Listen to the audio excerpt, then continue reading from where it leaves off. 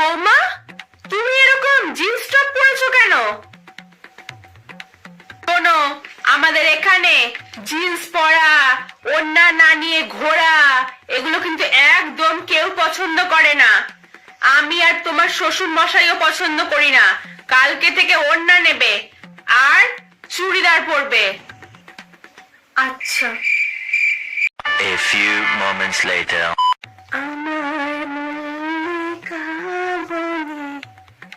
বাবা ননদিনী, তোমার সালোয়ার স্যুটটা কি সুন্দর গো। কি,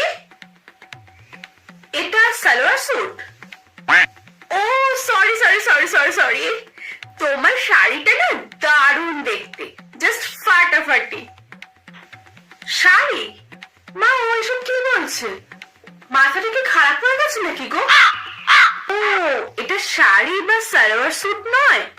আমি তো ভাবলাম আমি বোধহয় চোখে ভুল দেখছি। এটা শাড়ি বা সালোয়ার স্যুটই হবে। আসলে কি বলতো, এসব পরা তো আবার আমার শাশুড়ি শ্বশুর একদম পছন্দ করেন না। তা বাড়ির মেয়ে এরকম পোশাক পরেছে?